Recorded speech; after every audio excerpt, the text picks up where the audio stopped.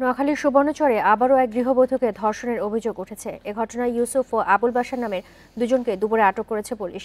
ওই গৃহবধূর অভিযোগ, উপজেলা নির্বাচনে ভাইস চেয়ারম্যান প্রার্থী তাজউদ্দিন বাবরকে ভোট দেয় তাকে ও তার স্বামীকে হুমকি দেয় বিজয়ী ভাইস চেয়ারম্যান ফরহাদ চৌধুরীর সমর্থকরা।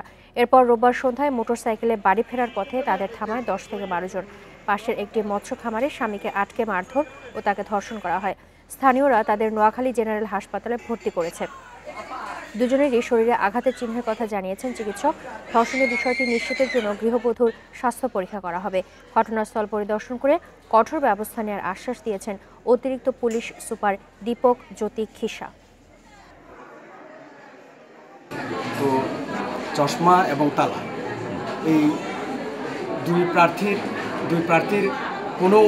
প্রার্থীর মধ্যে কোনো প্রার্থীর পক্ষে তার ভোট দেওয়াকে কেন্দ্র করে কিছু লোকের সঙ্গে তার নাকি বাকবিতণ্ডা হয়, তিনি দাবি করলেন।